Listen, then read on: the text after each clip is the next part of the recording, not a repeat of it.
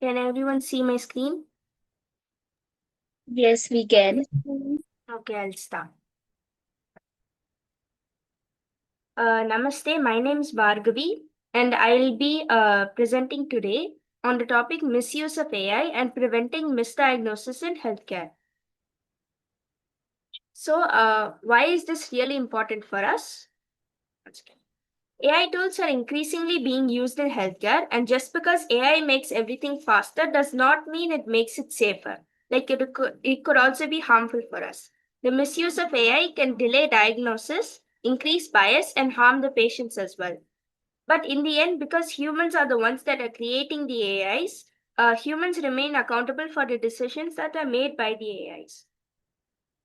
So today we will learn and understand how diagnostic reasoning works in healthcare, as in how people come to a diagnosis by telling the doctors their symptoms and receiving treatment for the illnesses. So through this, we can identify common ways in which AI is misused in medical decision making. We can also recognize frequent misdiagnoses and why they happen.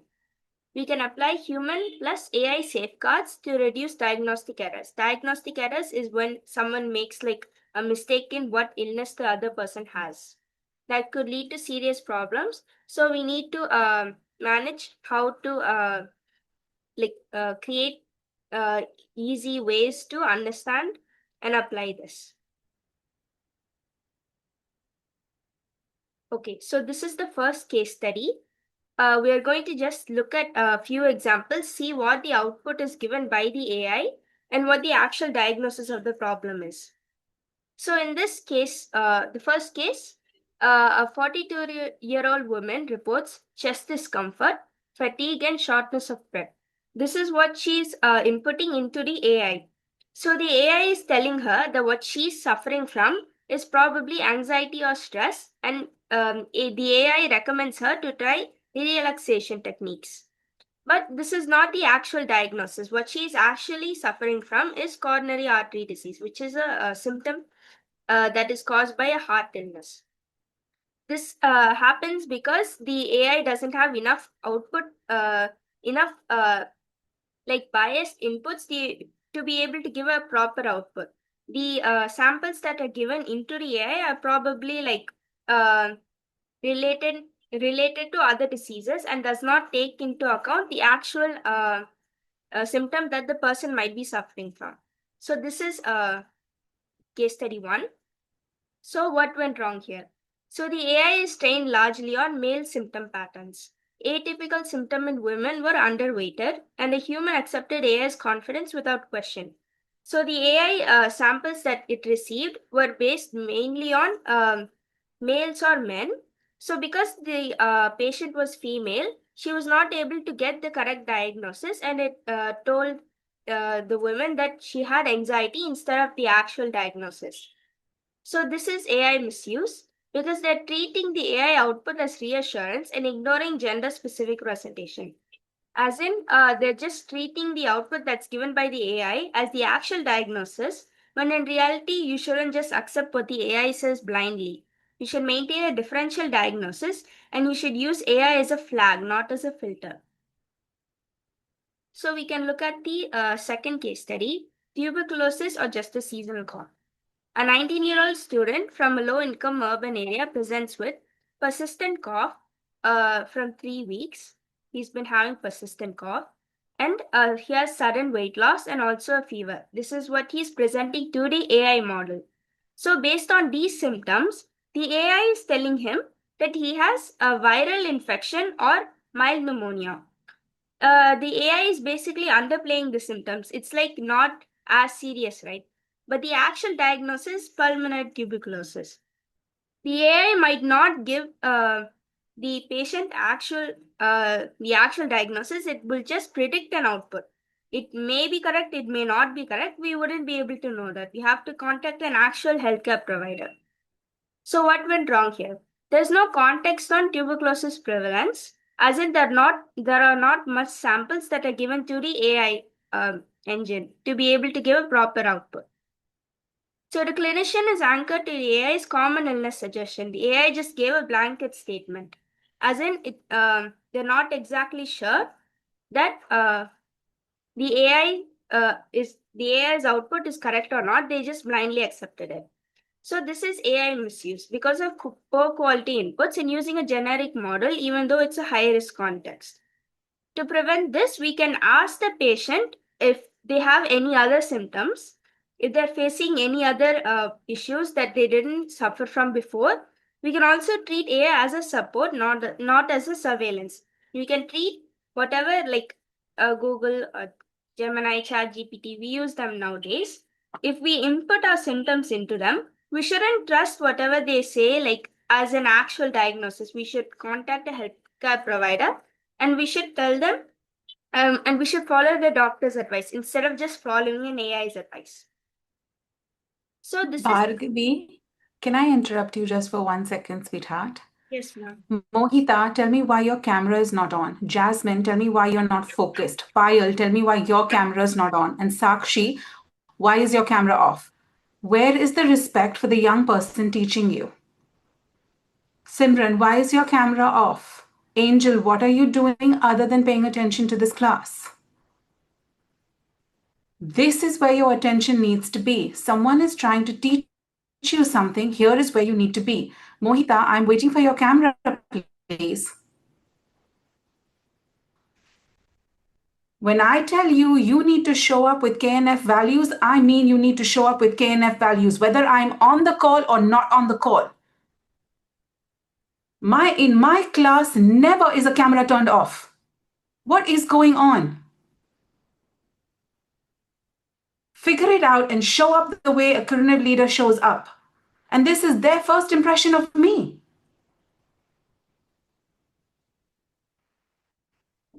Angel, you want to say something? Yes, please, ma'am. I'm actually making notes. I have a habit of writing. Okay, thank you for clarifying that. Yes, Your please. presence in this room is expected the way you are present with me. Kushagra, when I logged in, your camera was off. You want to take a nap, take it another time, or be present in this class. I'm not going to say it again, and do not disappoint me. If I log on, you better be on the way a KurNiv leader is meant to be on. Am I making myself clear? Yes, please. I'm so sorry, Bhargavi. I promise you my kids are much better behaved than this. And I'm very, very sorry, but you will have their attention. You're their complete and undivided attention. You're teaching them something so important and they are going to be respectful. And I'm very sorry they weren't more respectful earlier. Okay? I'm going to hand it over to you now. Okay, sweetheart? Thank you. Thank you, ma'am. Okay, so I'll continue on with case study 3. Is it a mental health or a medical condition? So a college student reports that they have low energy, they've gained sudden weight, and that they have difficulty concentrating. So this is what he is inputting into the AI engine.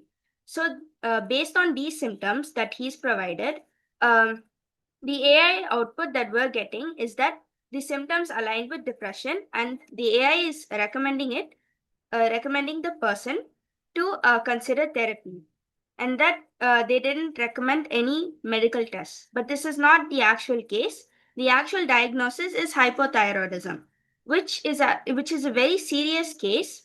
But the AI just uses a blanket statement that it's depression. It's a generic output, but it doesn't actually align with the actual diagnosis of the patient.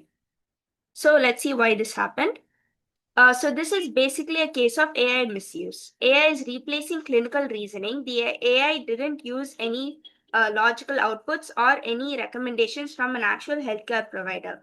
The AI is just using the samples that it's collected and is just presenting the diagnosis as something that like might be suggestive, but might actually not be correct. So this is because of the overlapping symptoms between mental and physical health. Like as you all know, if something affects us mentally, it might also affect our body physically. We might experience like any strain or mental stress. It could also affect our body. It could make us tired, feel lazy or lethargic. So because of this reasoning, the AI uses it to overlap between mental and physical health, which is not which doesn't actually provide an actual output. It just gives the AI a suggestion about what the diagnosis might be, but the AI might not actually be correct in this scenario. So this is what has happened here. So the AI is defaulted to the most common explanation and medical tests were rolled out. No AI should tell you that you shouldn't visit a doctor or that you shouldn't get any medical imaging or tests done. So to prevent this, you can use a rollout approach. Here, you can use a rollout approach from medical to psychological, and you can use AI to generate questions and not conclusions. You can ask the AI if there's anything else that you should be experiencing, any other symptoms that you should be experiencing, and not just use a blanket statement or a generalized statement on what you might be suffering from. So this is let's go to case study 4, which is a rare disease, wrong confidence. So a patient with recurring unexplained pain consults multiple AI tools. Each gives a confident but different diagnosis. The patient delays a specialist consultation, trusting AI suggestion. So what would the AI think? The AI is going to be given a sample. The samples might not contain anything that's like a rare or complex disease because it gets samples from actual human input and human data. And human data might not have anything that's rare or complex, usually.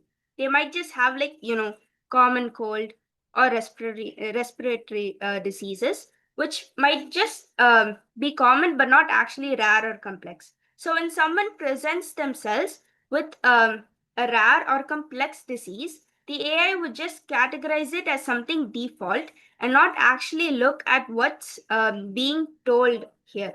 It might not look at the actual symptoms, the actual diagnosis, and relate it to a complex disorder. Here, the actual diagnosis should be autoimmune disorder, which is rare and complex, but the AI did not predict that because it's not been given into the sample of the AI machine, where like the diagnosis and the imaging being done isn't generative. It's just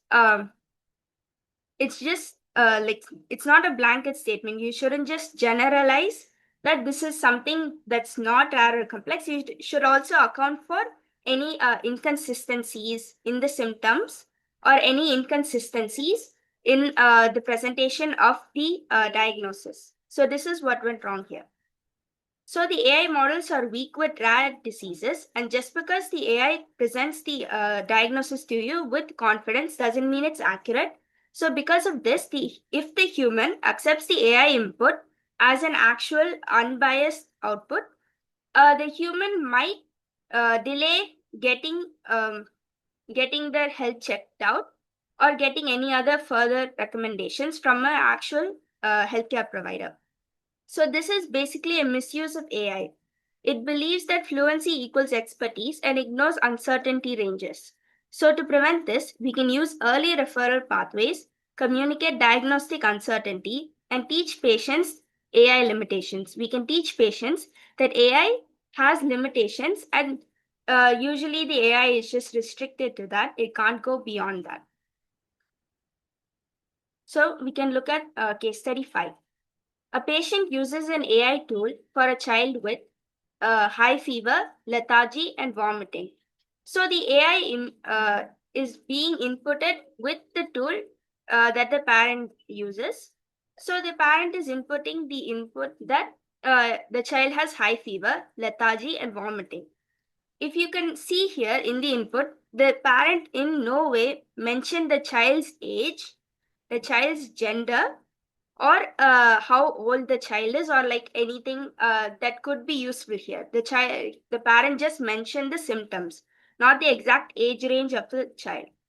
So here, in cases that involves children and adults, usually they prescribe different medication for children, different medication for adults. Something that might be common for adults might not be as common in children and might actually be dangerous for a child. Plus, the parent did not specify whether the child is male or female, and this might actually affect with the input. So here, the AI suggests home care. which is basically a blanket statement. It's a generalization. You should visit a doctor if you feel like you have a high fever, lethargy, vomiting, all of a sudden, you should visit a healthcare professional. So the actual diagnosis here is meningitis. So this is where the AI went wrong. Pediatric psychology differs from adults. The diagnosis that a child might get would be different from the one that an adult gets, just because of the age and because the diagnosis that might be given to a child might vary completely different from adult. Like from the prescription to the disease, it could be completely different. The AI model is not pediatric specific unless the parent mentions the age of the child, mentions how old the child is, or mentions anything that's related to the child's symptoms. You can't get an actual output from the AI. The AI model is just going to look at a bunch of samples from the AI data, and it's going to give you a sample that's based on whatever it's collected, whether the data might be from someone that's an adult or might be from someone that's a child. So you're just going to get an incorrect diagnosis from using an AI. And if the parent looks at the output given by the AI suggesting home care, the parent is not going to take this seriously. The child is actually suffering from meningitis, but the parent is just going to look at the AI output, see that it suggests home care, and the parent is not going to do anything about it. Like home care, being suggested home care is something much different from being said that your child has meningitis. So the parent is just going to give the predicted reaction to this, and the child might actually go without being diagnosed properly, and the child might actually suffer from this. So to prevent this, we can use age-specific safeguards, and we can use a mandatory red flag escalation. We can actually use age-specific filters in AI based on the age range of the child, and anything that's related to related to the child's symptoms, and any other like fever, cold, or flu that's going around in the person's specific area or location, because they also did not mention where the child is located or what culture the child belongs to, because that could also affect the type of diagnosis that the child receives. So, key info, you can ask for a second opinion if you're unsure about your doctor's advice or if you want to check your options. But you shouldn't let AI actually decide what the diagnosis should be. You should also contact a healthcare professional. If the healthcare professional says something that you want a second opinion on, you can contact another healthcare professional. Your doctor can refer you to someone else, and they should share your test results to help the new doctor. You can sometimes see another doctor without a referral, but it's best to bring your test results. If you're going to visit another doctor, you should mention and request them a second opinion from the previous doctor that you consulted. And you should also bring the results that the previous doctor suggested to you. You should book your appointment quickly so you can make the best decision for your health. You should always follow your doctor's advice as well. Okay, so I'm just going to play this short video. Tell me if you can hear it and see the video as well. Welcome to the channel dedicated to the latest technologies in healthcare, pharmacology, and medicine, as well as the exciting future developments in these fields. Today we will talk about the dark side of artificial intelligence, AI in medicine. Despite its enormous advantages, AI can pose serious risks if used without proper caution. AI and misdiagnoses. Many patients are beginning to trust artificial intelligence more than doctors. For example, they use popular chatbots to diagnose themselves. However, AI often pulls information not from verified medical sources, but from the internet, which is full of inaccurate data. The result? Incorrect diagnoses and inappropriate treatments that can threaten lives. Patients relying on such sources and misdiagnosing themselves may delay seeking professional medical help, which also endangers their health and even their lives. AI and lack of context. Artificial intelligence analyzes data and draws conclusions, but it doesn't always consider the patient's individual context.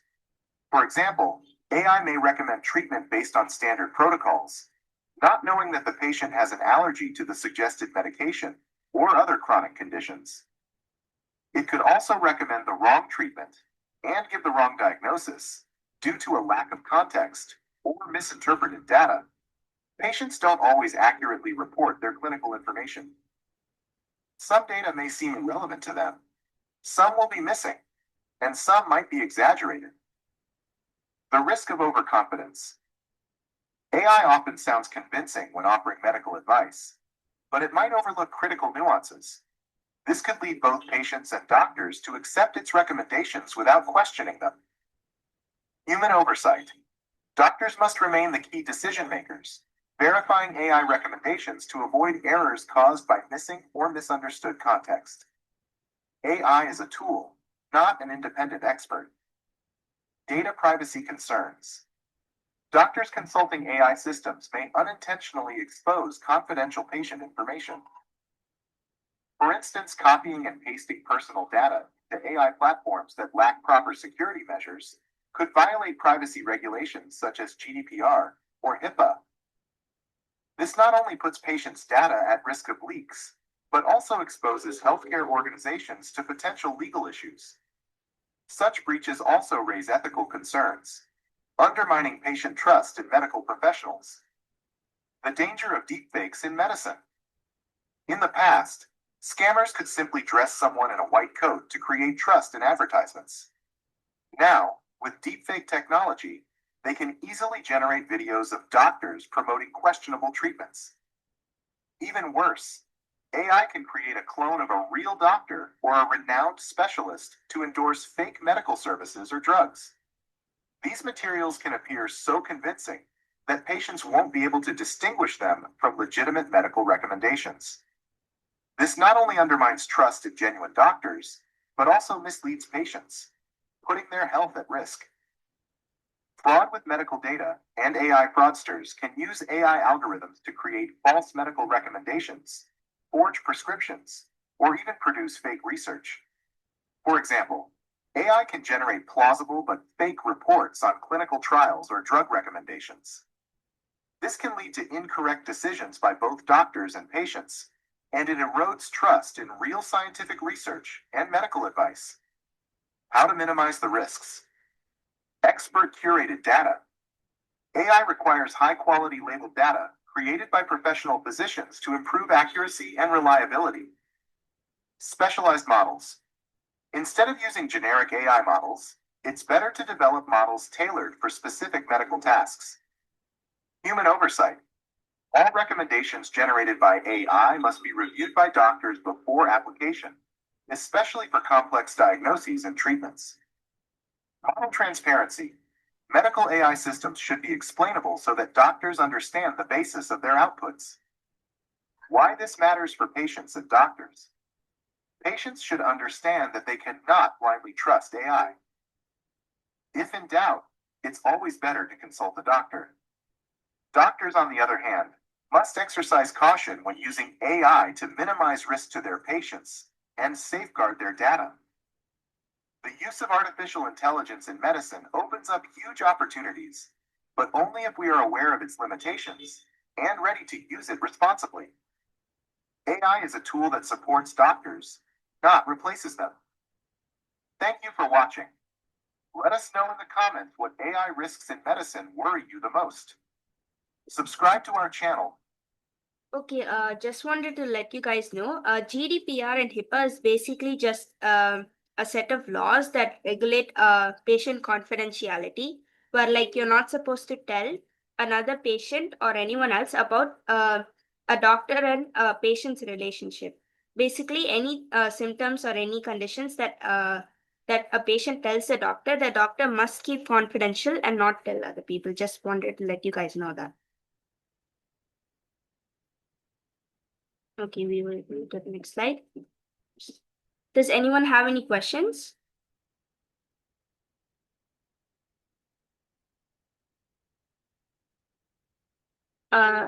Yes, Dildar, you can unmute yourself and ask. Yes. Yes, once I put my report, not mine, but my grandmother's report on the chatbot. It was a report. I asked him that please suggest me that. So he means he suggested some suggestions regarding the report. This is correct. This 1.1 something white cells will. I can't remember the report, but that was something emotional, means relatable to me, that it was what I'm saying. Yeah. So that report was, I thought that report was correct according to AI, and I believe that. So that's the thing. Should we check report through the AI? Means it If is you're referring reliable. If you are referring to a medical report, yes, you should always contact a healthcare professional. Like, I know you might not always have the time or the expense to be able to contact a medical healthcare professional, but you should always do that because an AI is just going to take samples from the internet, which is basically really filled with misinformation. So, in your case, as you said, your grandmother, you checked your report for your grandmother, she might just receive misinformation based on what the AI output would have given her. It was just a trial, not really I suggest her, but it was for me to educate myself. Did you check like an actual healthcare report? Was the AI accurate with the output that it gave you? Yes, he gave me some actual report, like a white cell, about the white cells and the uh, numbers which are the less. He showed me that this is the less in the blood cell, so he might be something, eat something, or all that. Okay, so as you said, AI might also give you a correct output. It might also give you an incorrect output. Like again, it's just based on the samples that it's collected. It's just a suggestion though, so you shouldn't always accept it. But in a case like yours where you say it's correct, like you shouldn't always follow it. But as in your case, you've done a trial and you said that you've gotten a correct output. So that's one of the few cases where AI can also be correct with its outputs. Thank you. Okay. Does anyone have any other questions?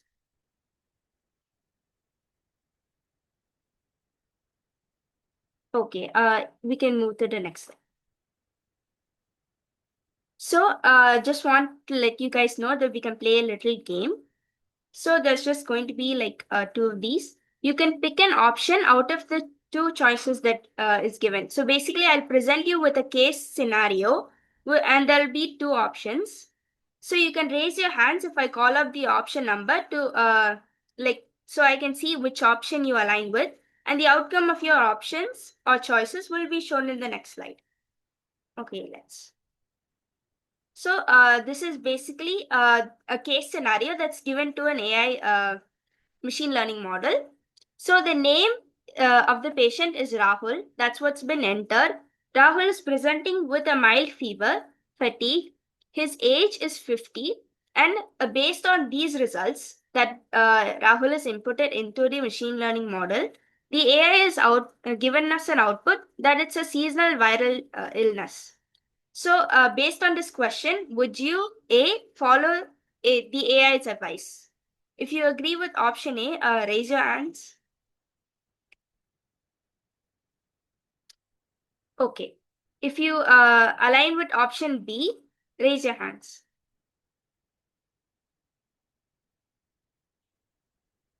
Okay, I've seen a lot of people raising their hands.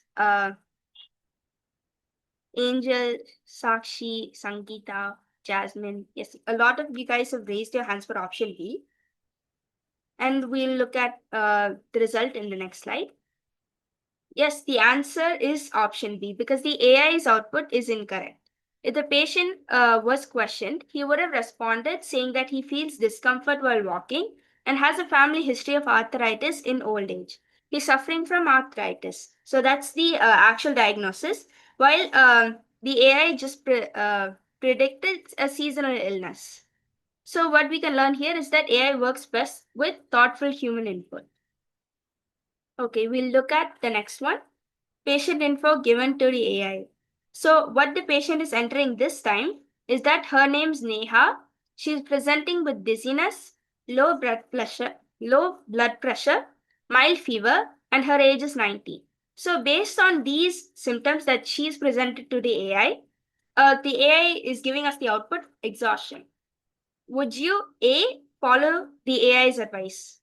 Anyone who aligns with option A can raise their hands. Okay. B, ask the patient for more info. Anyone who aligns with option B can raise their hands. Okay, Sanya, Mansi, Danish. A lot of you guys have raised your hands. Let's look at the results in the next slide.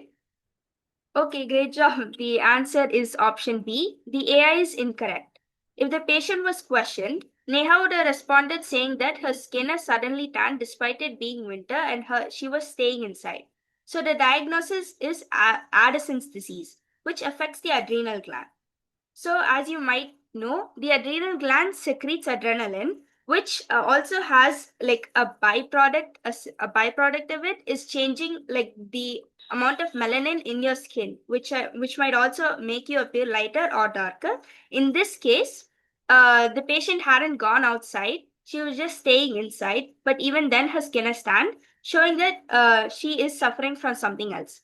So as you can see, the result for the AI's output might be due to a lot of factors. It might be due to the fact that the AI didn't ask the patient for additional information, nor did Neha provide the AI with additional information. So both parties are probably at error here. Neha should have provided the AI with more information. She should have given her geographical input, like where she's currently staying in, because we didn't know it was winter where she was staying. She could have been like in a completely different country for all we know. Also, Neha didn't mention anything specifically regarding her symptoms. Okay, Danish has raised. Do you want to say something, or were you raising a hand for the option B?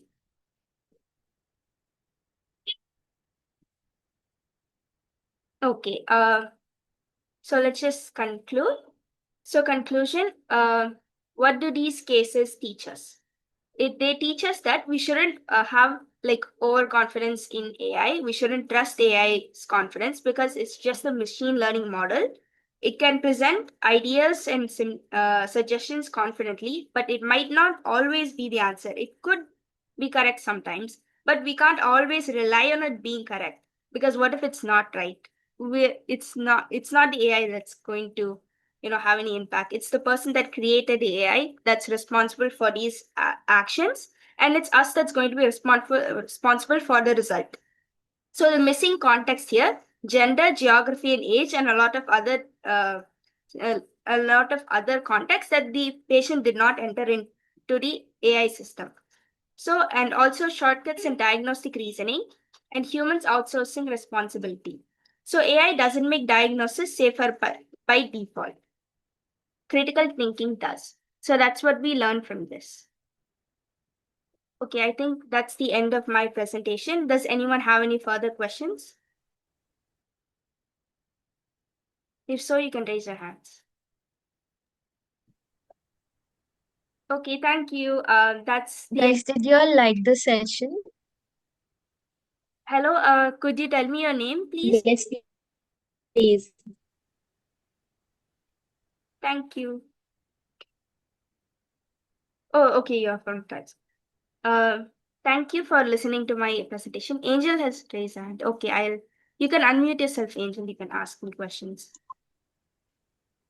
Yes, please. So I want to say thank you so much for this session, because my best friend is have a habit of always going to ChatGPT or AI tool models to ask about anything related to if she is having any mental issues or if she has fallen down or cut herself, and she always like go to AI and ask question. Last time when she asked AI, she has gotten cut on her hand, and the AI suggested don't apply like any haldi and anything on it because it cannot be safe. So I thought, I always used to listen from my mom that haldi is something, turmeric is something which is good, it is antibiotic, it would stop the bleeding. So I was thinking, what if is it we are knowing something wrong, or is it AI is that correct? So Okay, so I think through this we'll continue. session I have realized that AI takes from internet. So I got Hi, yes, Visa. I just wanted to say thank you so much for clearing that doubt. Thank you so much Okay, so for today's session. It's really helpful and great. Thank you. thank you. Thank you, Angel. Does anyone have anything else? Because we have, uh, one more small topic to be covered. Ayan is waiting. Do you all want to say anything? Sangeeta, Danish? Danish, you raised your hand. Yes, please. Unmute yourself and Yes, I wanted to ask one question. yes. As nowadays we are having many apps which are AI integrated. For example, some apps check their diabetes, BP, or your step count, and your how many walks you did, and XYZ, your meal planner, your calories counter, and etc. So is it reliable to we can rely on this app for reference? For example, for any reference, we can have a look. Okay, this much we have done, but are they 100% accurate, or we can rely in for a future perspective?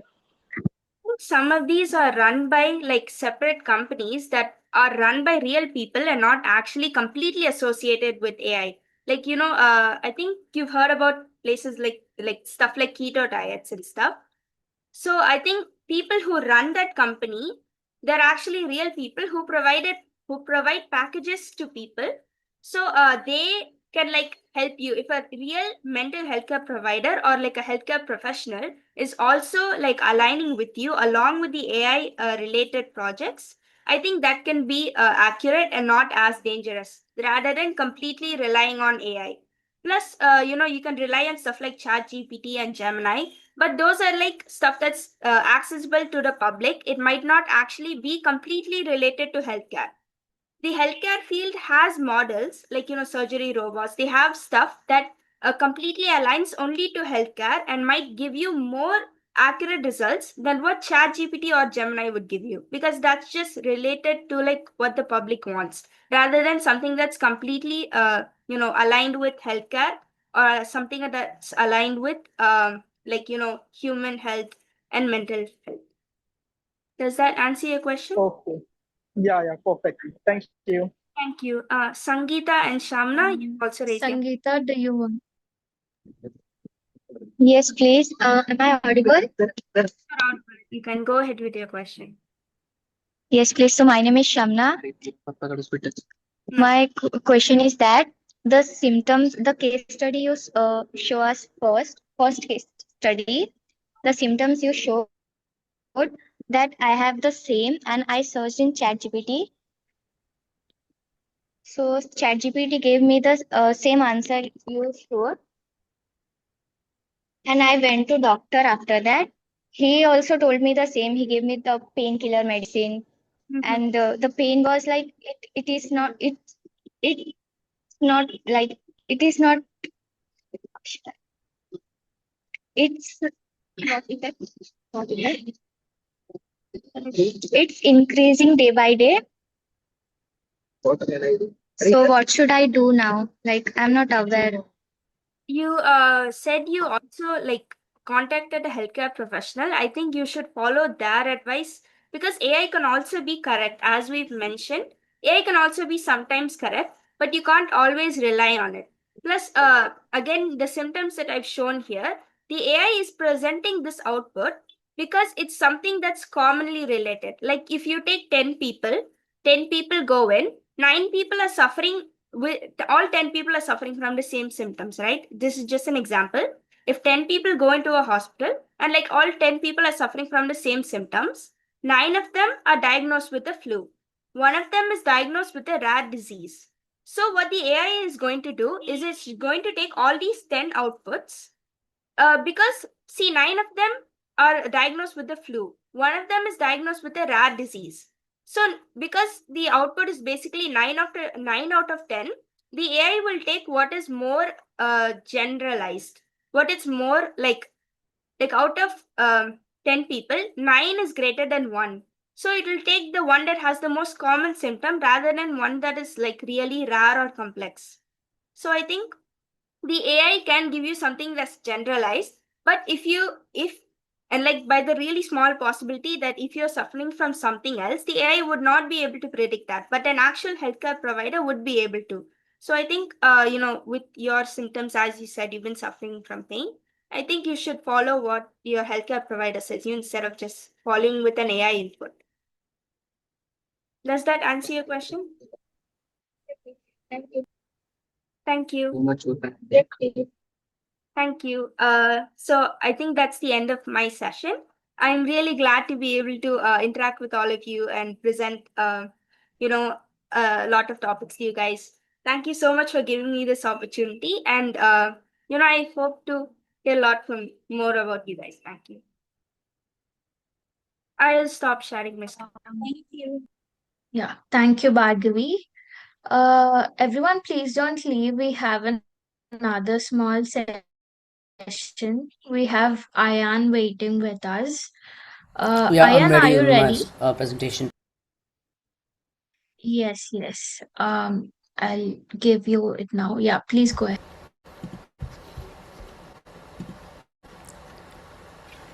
I'm going to share. And can everyone see my screen? Yes, please. Okay, so I'll be talking about the life of a t-shirt. I'm Ayan, and we're just going to be talking about the life of a t-shirt. So t-shirt go, yeah, next slide. So what's a life cycle? A life cycle can show all the stages of this specific product from beginning to the end. A t-shirt's life cycle can include a very rough description, could be making it, using it, and throwing it away or recycling it. But if we go even a little bit deeper, we can see first we grow the crop, the farmers grow the crops of cotton and they pick it, they nurture it, then they send it to the factories to get spun and woven. After that, they get constructed into garments, then they get dyed with colors, and then they get labeled, they get packaged, they get transported to anywhere. It could be like from 10 kilometers all the way to 10,000 kilometers. Then they're sold at retail locations. Then people use them, recycle them, and then either they recycle them or they dispose it to a landfill after they're done using it fully. This first step of raw material is growing cotton. Most t-shirts obviously are made from cotton. Cotton grows on cotton plants, and for that we need farmers to plant seeds, use water and sunlight and fertilizers, harvest the cotton when it's ready. Just this step uses land, water, seeds, pesticides, farming equipment, labor costs. And did you know that 2,700 liters of water is needed for just one t-shirt? And the waste created by it is also a significant amount, such as chemical pollution into the soil and water because of the dyeing units of color, and the air waste by transporting it, etc., and also the plant waste, because after these plants are no longer able to bear any more cotton, what farmers do is that they just burn the crop and then plant new ones. So that's a significant amount of air and plant waste. And the second step for this is making the fabric. So the cotton is cleaned thoroughly and spun into yarn, and the yarn is woven or like knitted into fabric. After that, the fabric is like dyed, colored, treated to be soft using a lot of chemicals. This step uses a lot of cotton fibers, water, energy, electricity, dyes, chemicals, machines, labor costs, and energy. And the waste created from this is so much dirty water and chemical pollutants from dyeing, which is usually, unfortunately, discharged into the rivers. And then also the fabric waste, because not 100% of it is used. Even if 20% of the fabric is let's just say of 1 day shipment is not suitable, that's a huge amount of waste that can't be sold, and then what is usually done is it's usually shipped to a landfill or burnt, which is another part of essentially climate change. And the third step is making the t-shirt. The woven yarn, the fabric, is sent to the factory. The workers or machines cut the fabric, sew the pieces together, add all the labels, designs, packaging. If a t-shirt has a graphic design and a tag from some brand, then they have to put that on. This step alone uses fabric, thread, packaging, energy, and human labor again. So, and the waste created by this is obviously more fabric, because they cut the fabric, and that also creates waste. And also the packaging waste. It's usually packaged in cardboard, plastic, crates, so much. So that's also part of the waste. If this video loads, let's just see if we can see how cotton balls become a t-shirt.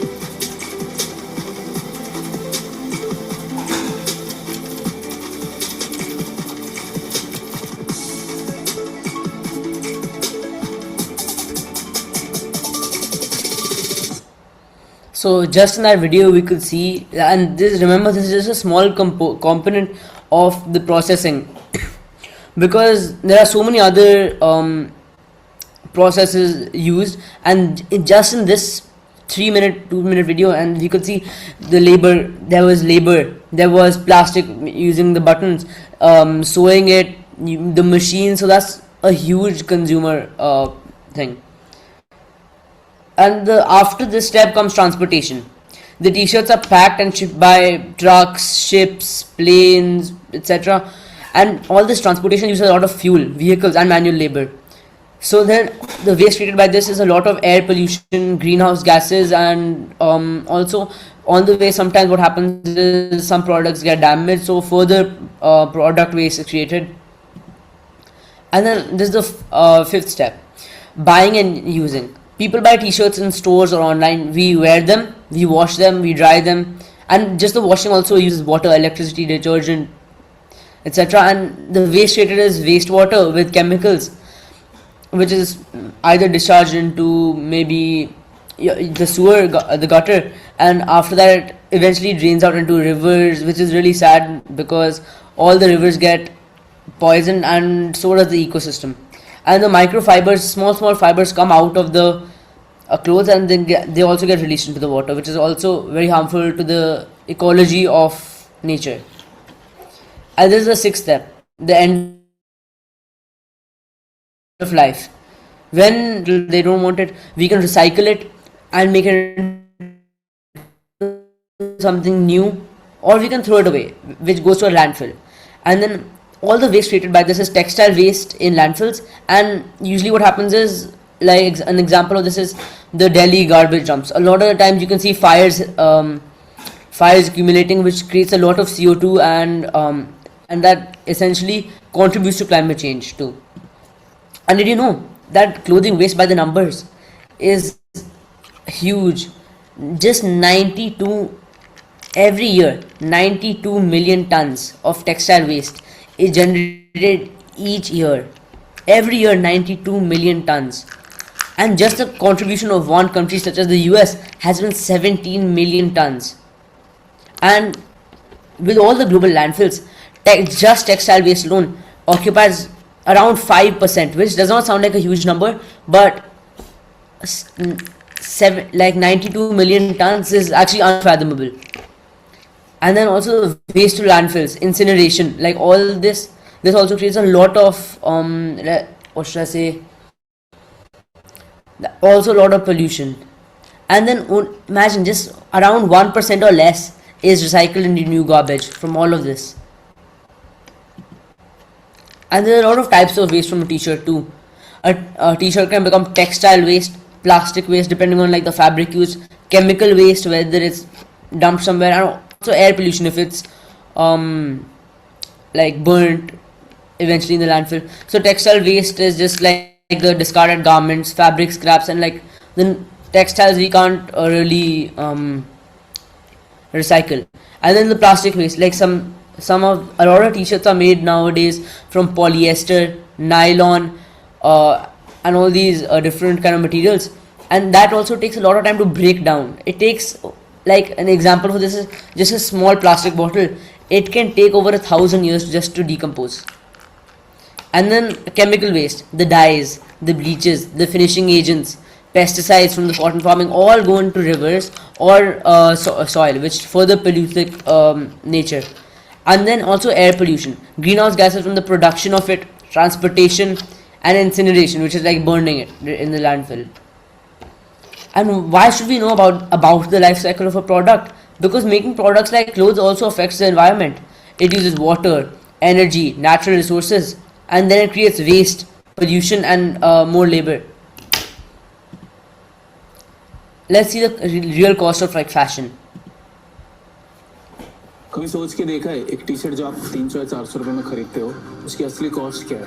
सिर्फ पैसा या कुछ और भी है? ये T shirt किसने बनाई, किस हालत में बनाई, आप तक कैसे पहुंची, और पहनने के बाद जब आप इससे बोर हो जाते हो तो इस टी शर्ट का होता क्या है? आज हम बात करेंगे एक ऐसी इंडस्ट्री के बारे में जो हर साल ट्रिलियंस में कमाती है, लेकिन इसके पीछे की कहानी कोई नहीं बताता।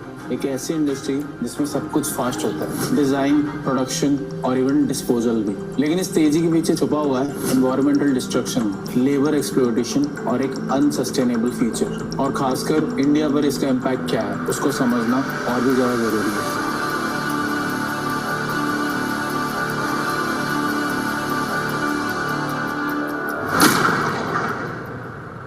तो एक्चुअली में फास्ट फैशन है क्या? फास्ट फैशन का मतलब सिंपल है, सस्ती, ट्रेंडी और जल्दी बनाई गई कपड़ों की दुनिया। मिंत्रा, मीशो, नाइका, इन सब मार्केट प्लेस में हर दूसरे हफ्ते नए डिजाइन स्टॉक में आते हैं और हम सब लोग खुश होके क्लिक करते हैं ऐड टू कार्ट। लेकिन ये अफोर्डेबल कपड़े बनाने के पीछे जो कॉस्ट छुपी होती है वो ना कभी हम देखते हैं और ना ही कभी सोचते हैं। और इसीलिए आज हम आंखों से पर्दा हटाकर देखने वाले हैं कि फास्ट फैशन का असली कॉन्सिक्वेंसेस क्या है। सबसे पहले आता है एनवायरनमेंट, जिसके बारे में आजकल हम बात करना ही नहीं चाहते। आपको पता है एक कपड़ा बनाने में कितना पानी लगता है? अगर मैं आपको बोलूं एक कॉटन टी शर्ट बनाने में लगभग 2700 लीटर पानी लगता है, तो क्या आप मेरा यकीन करोगे? जी हाँ, एक ही टी शर्ट इतना पानी जितना एक इंसान लगभग 2 से 2.5 साल तक पी सकता है।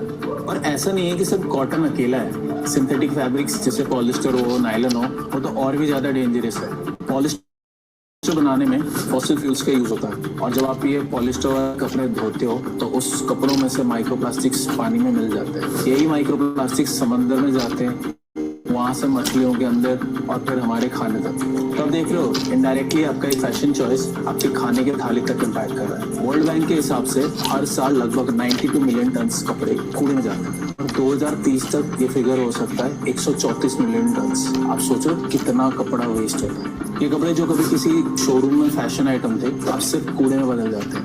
और ऐसा होता क्यों है? क्योंकि फास्ट फैशन हर हफ्ते नए ट्रेंड्स लाता है और हम पुराने कपड़ों को आउटडेटेड फैशन बोल के फेंक देते हैं। इंडिया में अभी कुछ सालों से ये कल्चर आ गया, online sales, influencers, fashion hauls, ये सब लोगों को पुश करते हैं और ज्यादा खरीदने के लिए और ज्यादा कंज्यूम करने के लिए।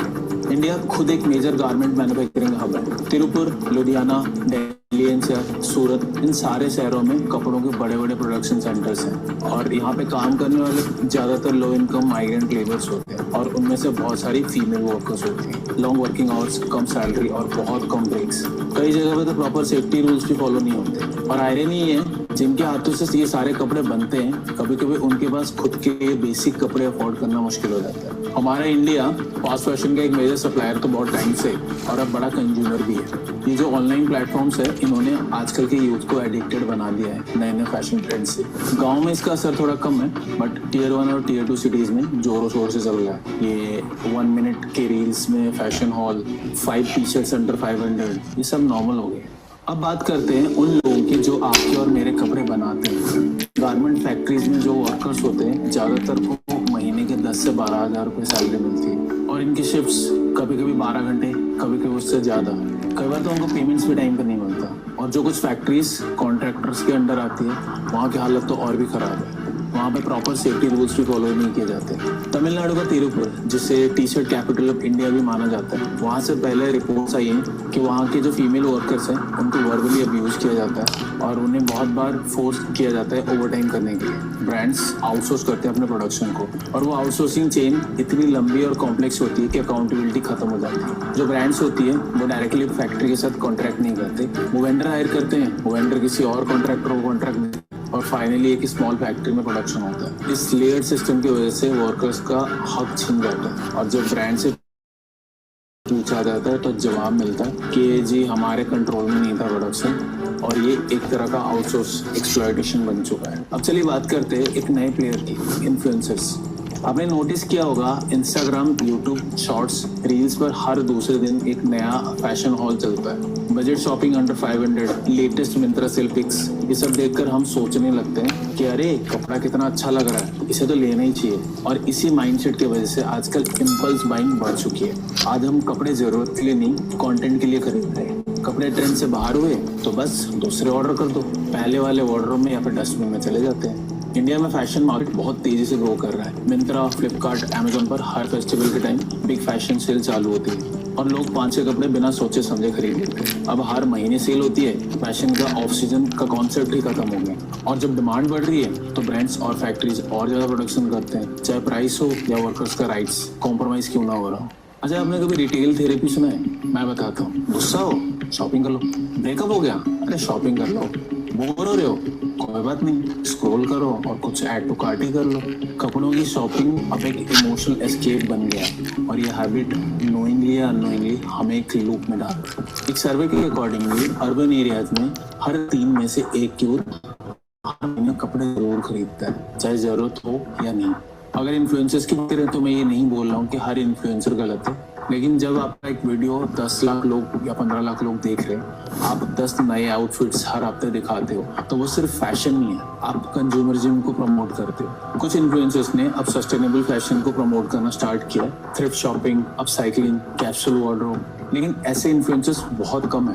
जब तक हम सिर्फ सस्ता और नया ढूंढते रहेंगे तब तक ये सिस्टम कभी भी नहीं बदलेगा। चलिए सबसे पहले गलतफहमी दूर करते हैं। सस्टेनेबल फैशन का मतलब ये नहीं कि आपको 5,000 का कुर्ता खरीदना पड़ेगा। कई लोग ये सोच लेते हैं कि इको फ्रेंडली कपड़े मतलब एक्सपेंसिव होते हैं या फिर ये तो सिर्फ एलीट क्लास के लिए है, बट एक्चुअली में सस्टेनेबिलिटी का कोर आइडिया ये है कि कपड़ों को रिस्पॉन्सिबली बनाना, पहनना और डिस्पोज करना, और ये हर किसी के लिए पॉसिबल है, चाहे आप स्टूडेंट हो, होम मेकर हो या ऑफिस वर्कर। और इंडिया की जर्नी स्टार्ट ही हुई थी स्लो फैशन से। Handloom, khadi, natural dice, local artisans, ये सब सदियों से सस्टेनेबल प्रैक्टिसेस को फॉलो करते आए हैं। खादी इंडिया, फैब इंडिया, रॉ मैंगो जैसे ब्रांड्स बस इन ट्रेडिशनल टेक्निक्स को प्रमोट करते हैं, लेकिन प्रॉब्लम यह है ये कपड़े आज के यूथ को ट्रेंडिंग में लगते हैं। यानी हमें सिर्फ कपड़ों को सस्टेनेबल नहीं बनाना, उनको कूल भी बनाना पड़ेगा। अब बात करते हैं कुछ प्रैक्टिकल स्टेप्स की, ऐसे स्टेप्स जो हमारे इंडियन कॉन्टेक्स्ट में रियलिस्टिक है। सबसे सिंपल प्रिंसिपल है, कपड़े खरीदने से पहले 1 सेकंड के लिए सोचिए, क्या मैं इस कपड़े को 30 बार पहनूंगा? इसे कहते हैं 30 वियर्स रूल। अगर जवाब है नहीं तो शायद वो परचेज अवॉइड करना ही बेटर है। इंडिया में आज भी कई लोकल आर्टिसंस और स्मॉल ब्रांड्स सस्टेनेबल फैशन बना रहे हैं। छोटी boutique shops, Instagram, thrift stores, handloom weavers, ये सब अल्टरनेटिव्स प्रोवाइड करते हैं फास्ट फैशन के अगेंस्ट। इन्हें सपोर्ट करना सिर्फ इको फ्रेंडली नहीं, इकोनॉमिकली एम्पावरिंग भी होता है।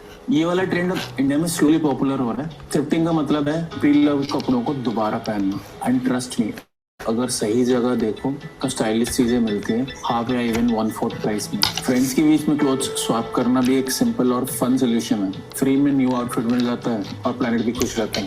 एक और स्मार्ट आइडिया है अपसाइक्लिंग। आपके पुराने कपड़े जो आउट ऑफ स्टाइल हो चुके हैं उनको रिडिजाइन करना।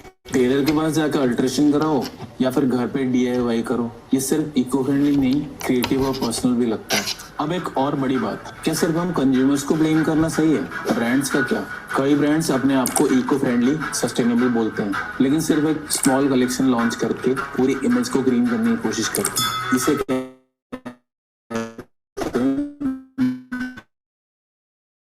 Green washing. ऐसे में जरूर बना रहा है कौन से मटेरियल यूज हो रहे हैं। और ये सिर्फ बड़ी इंटरनेशनल ब्रांड्स का नहीं, इंडियन ब्रांड्स को भी ये अकाउंटेबिलिटी लेनी पड़ेगी। गवर्नमेंट भी इसमें अपना रोल प्ले कर सकती है। सस्टेनेबल टेक्सटाइल प्रोडक्शन के लिए सब्सिडीज दे सकती है। गारमेंट फैक्ट्रीज के लिए स्ट्रिक्ट लेबर लॉज ला सकती है।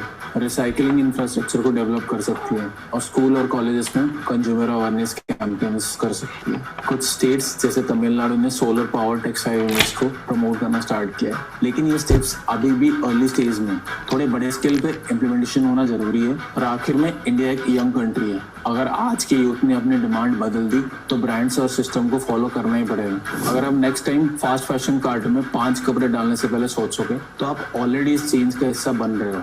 आपका सोच समझ कर लिया गया फैसला हर बार बहुत बड़ा डिफरेंस क्रिएट कर सकता है। चलिए बात करते हैं कुछ रियल लाइफ इंडियन एग्जांपल्स की, जिन्होंने फास्ट फैशन के अगेंस्ट कॉन्शियस फैशन चॉइसेस किए और दूसरों को भी इंस्पायर किया। NIFT दिल्ली के स्टूडेंट्स ने अपने एक में फटे पुराने कपड़ों को स्टाइलिश जैकेट्स और बैग्स में कन्वर्ट किया। ये इनिशिएटिव एक स्मॉल कॉलेज प्रोजेक्ट था, लेकिन इसने एक क्लियर मैसेज दिया था, सस्टेनेबिलिटी और क्रिएटिविटी एक साथ चल सकते हैं।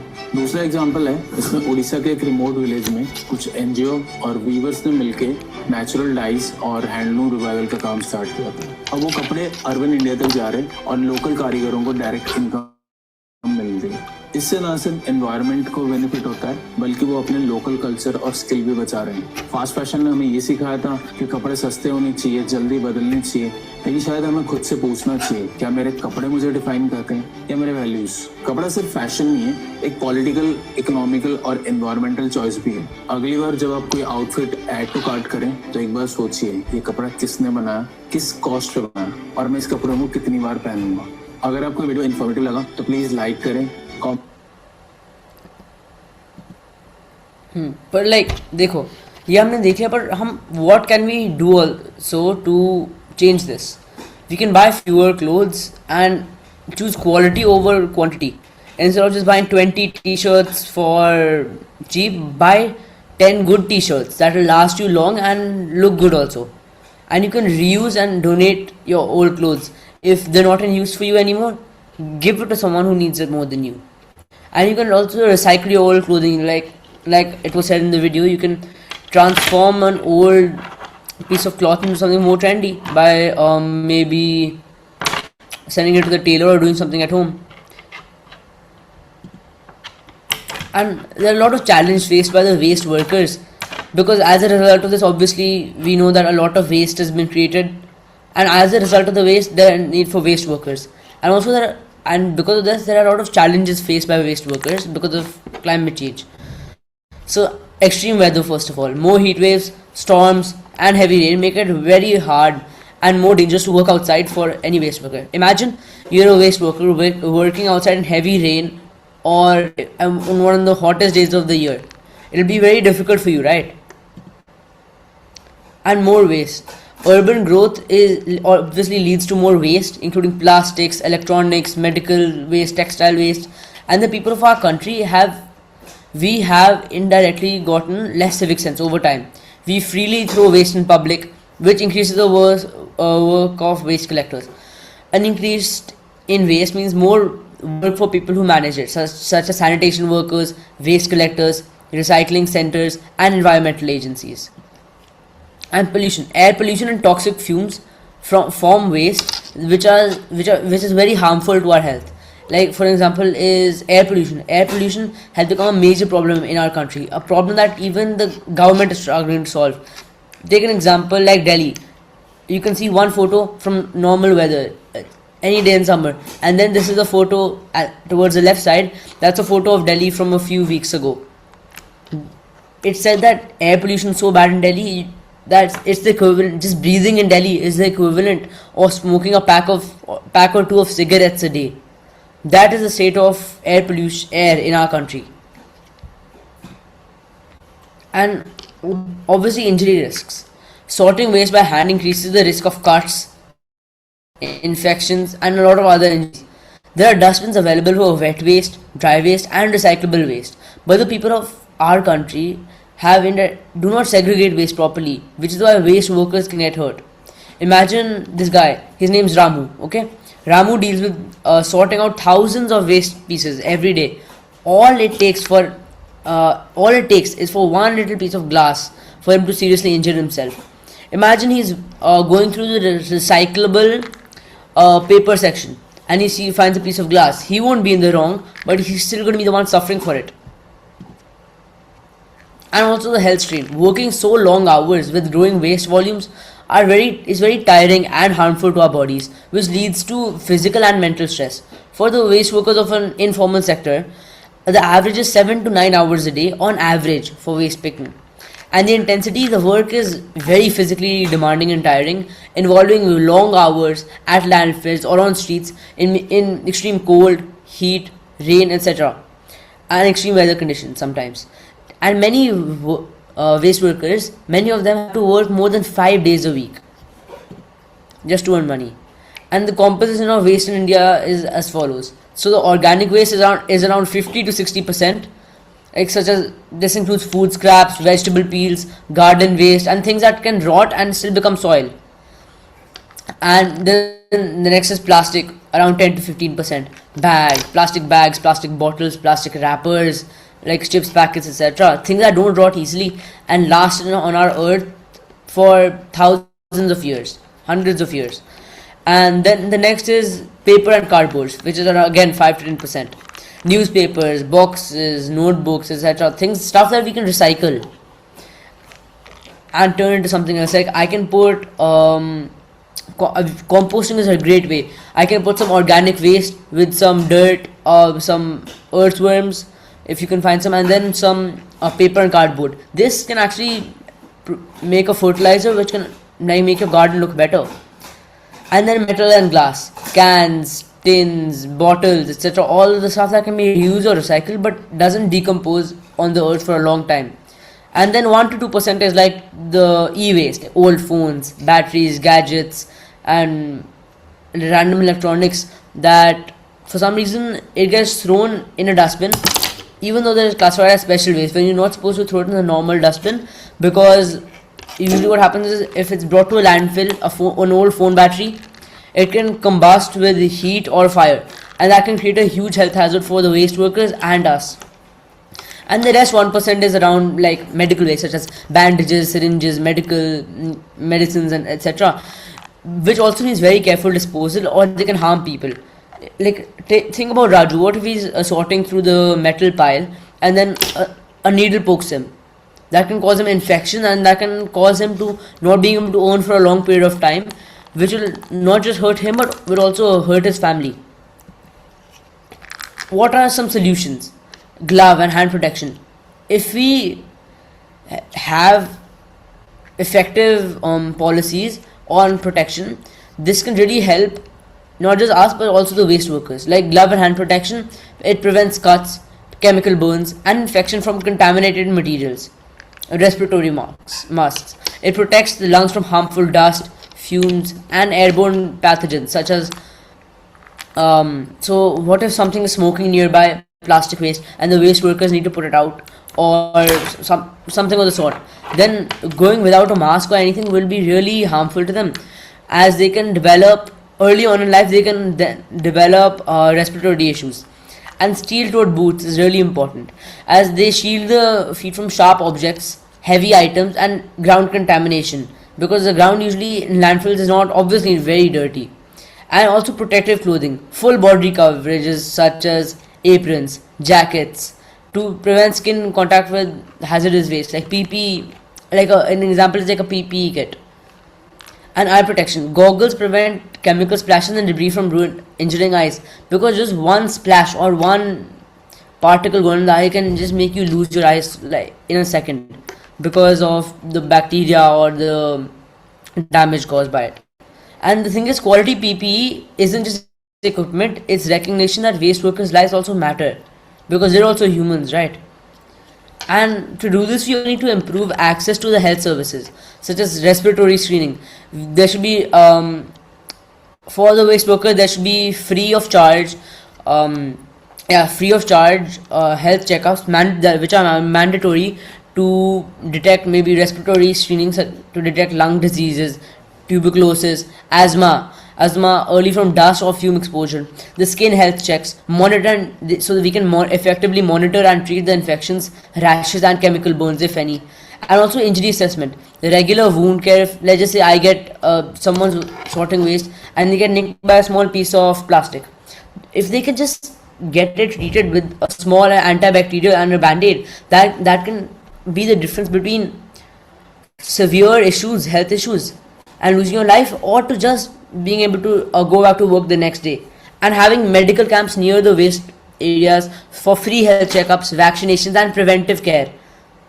And also maintain proper worker health data to track occupational diseases. Get them, if we know that, let's just say one specific skin disease is really common in waste workers because of concentration of some kind of bacteria, then there should be regular checks for that, so that it can be detected early on and something can be done about it. And a really good idea is a mobile app for safety alerts, because not always people keep on. How would you feel if you didn't know you could stop and you had to keep on working in 40-degree weather outside when it's really humid just to earn a living? So we can implement an app which has weather alerts, which can tell us when to stop because of extreme heat, extreme cold, rain, and rain warnings to just prevent heat stroke illnesses and just not get, so that they don't get ill and they can continue working as they can care for themselves too, because their lives matter too, right? And air quality monitoring, real-time pollution levels you tell us within the app, so we can avoid toxic exposure during the peak hours. And also unsafe condition notifications. Through the app, we can receive alerts about hazardous waste types or unsafe sites. And work break reminders, because working for like 7 hours going up and down a landfill hill is really unhealthy and also is too much strain for a normal human. So a work break reminder can really help, because a scheduled rest period can prevent exhaustion, injury and fatigue. And location tracking, safety check-ins every few hours or every few days, so emergency help can reach workers quickly if anything occurs. And also safety first, we can train the waste workers through mobile apps, because you can't always set up centers in remote villages or remote places around India, because India is a huge place and it's not easy to obviously set up everywhere.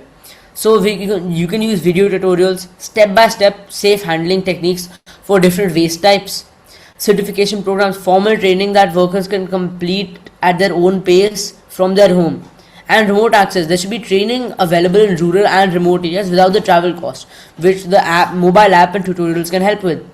And the best practice, they can learn from experts on proper equipment use and hazard identification, what to approach, what to not approach, and how to effectively deal with the kind of waste. And also a quick reference guide, an easy to understand safety checklist in the local language. If there's a specific language like Hindi, if they don't know English, then they can just get an easy to understand safety checklist that they can just check off before doing anything. And they can also track their health through weather safety protocols.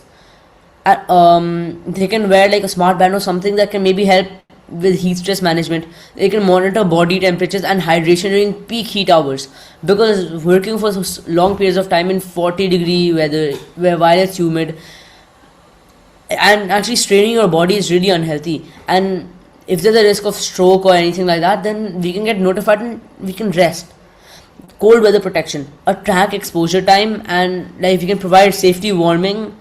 We can provide like warming stations in the winter, like a small tent with maybe some chai, tea, everything in it, so that people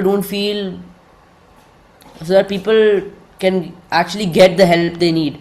And then monsoon safety, monitor water contamination risks and provide waterproof gear during this time, because a little bit of water just going just on your skin can cause severe health infections and skin infections. And vital sign monitoring, regular mandatory checks on heart rate, blood pressure, exhaustion levels and diseases. And health data tracking, personal health records to identify like the workers that are at risk very early. And why does it really matter? Waste workers are in a way environmental heroes, because action champions. In a way they are climate action champions. Waste workers reduce landfill emissions and enable our economy through recycling.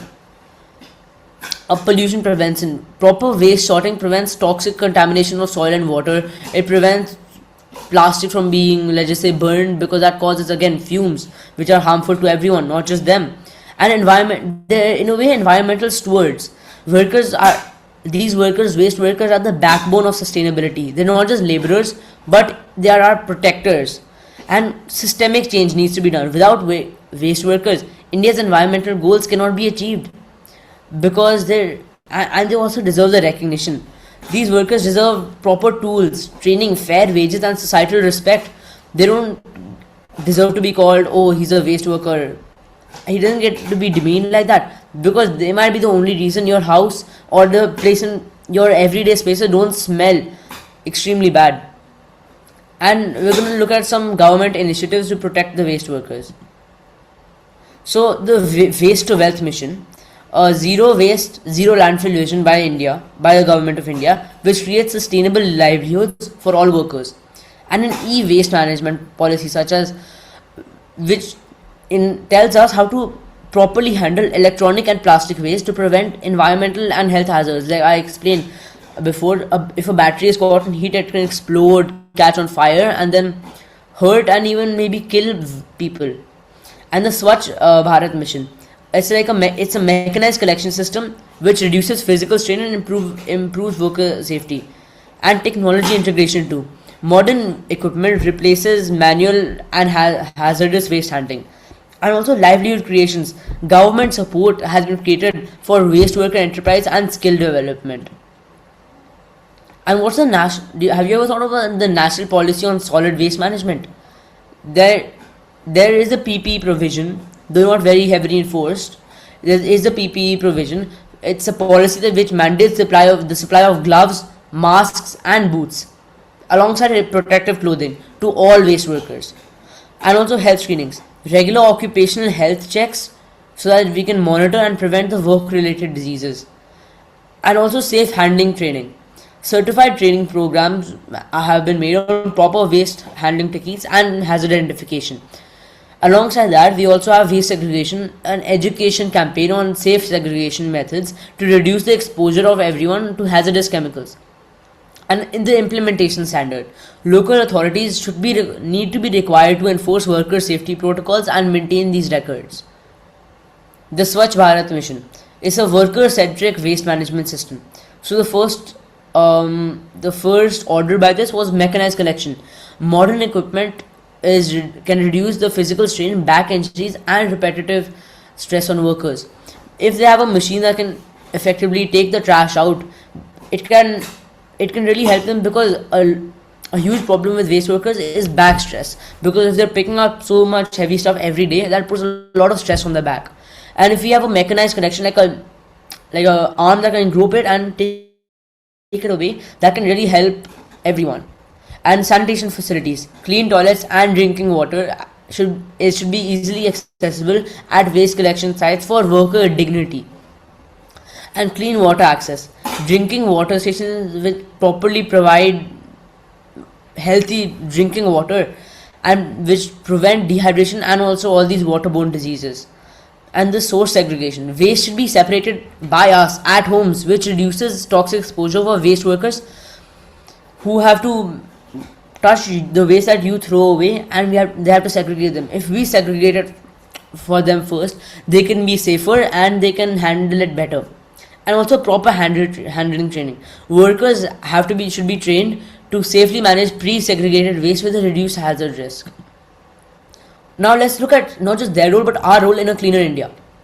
So we should segregate at source, separate wet, dry, and hazardous waste at home to make the collection safer and easier for the people who are segregating the waste.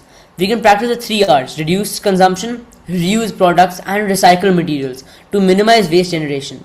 And do not litter, please.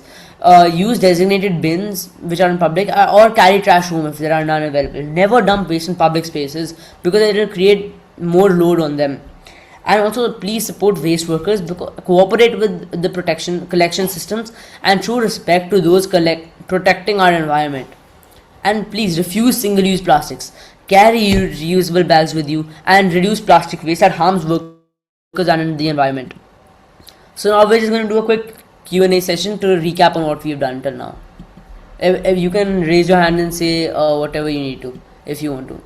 So the first question is, if you were the Prime Minister for one day, if you were the Prime Minister for one day, what would you do to change the conditions of these waste workers? Anyone can answer.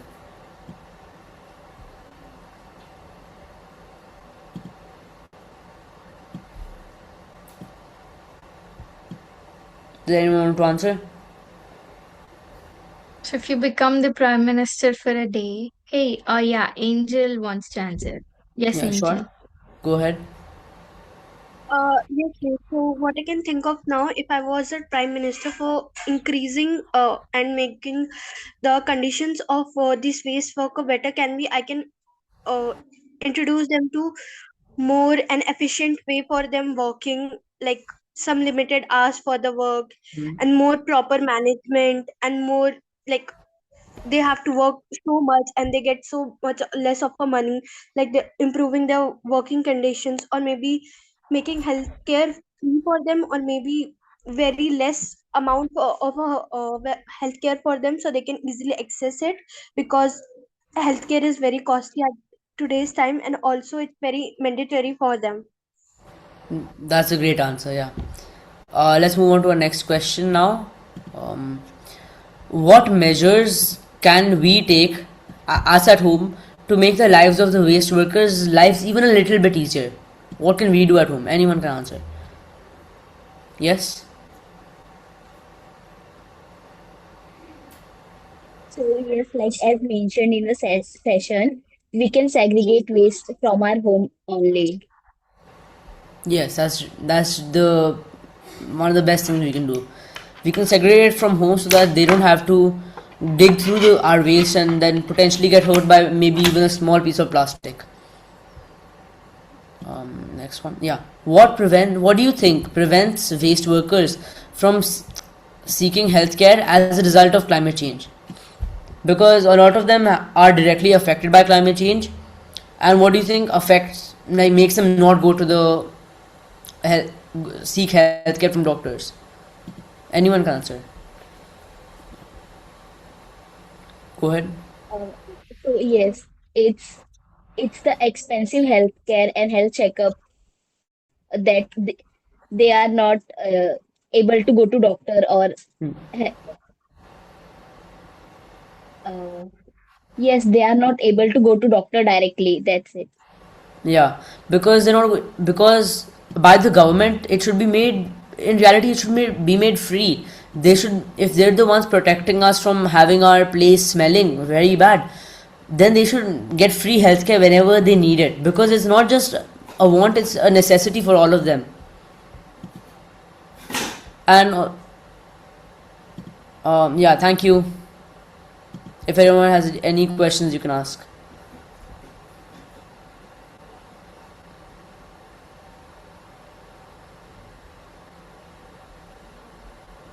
Sure. So I would like to thank you.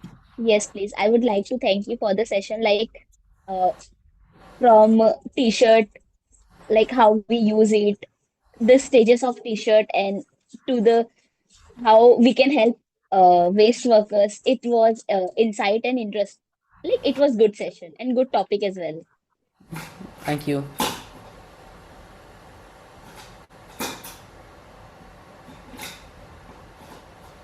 Anything else that anyone wants to say?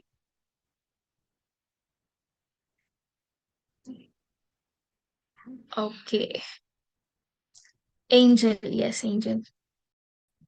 Yes, please. I just want to thank everyone for the session, because of this I have to got to know what effects fast fashion has on us, and how can it affect climate change, and buying things without thinking and without using them properly can be not only affect the climate, but it also affects us personally.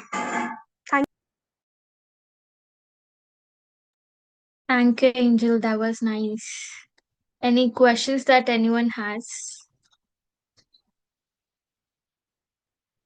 Does anyone want to conclude what you learned today, like with AI misdiagnosis, and also about the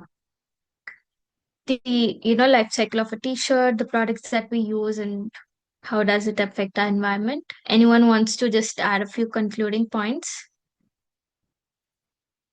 Uh, yes, Kushagra. Yes, first of all, thank you for the both session. It was really a interesting and wonderful session. In the starting, we got to know about the AI, which is related to the medical. Like, if you are suffering from any diseases, you can just do Chat GPT and get the routine or the prescriptions of the medicines. It was an interesting thing. Like, I will try to do that if I would have a little fever. And in the second session, it was a wonderful learning about the clothing, how the clothing is affecting in the waste, and how we can recycle. So it was such a great session today. Thank you so much for that, please. Thank you. Thank you. That was amazing. Okay, we'll end the session here. Thank you, guys. Thank you, everyone, for being here. I hope you all have enjoyed and learned something really nice today. Have a Thank you great for the weekend. session, please. Enjoy. Yes, Yeah. please. Thank you so much. Take care, everyone. Bye bye. Thank you. Thank you, you. Bye. Sanya. Thank you Thank so you much. so Thank much. you. Bye bye. Good night. Bye. Thank you. Bye. Bye bye. You guys did an amazing job, you too, Ayan and Bhargavi. Really Thank you, ma'am. nice. Yes. I'll see you guys. Bye bye. Bye, ma'am.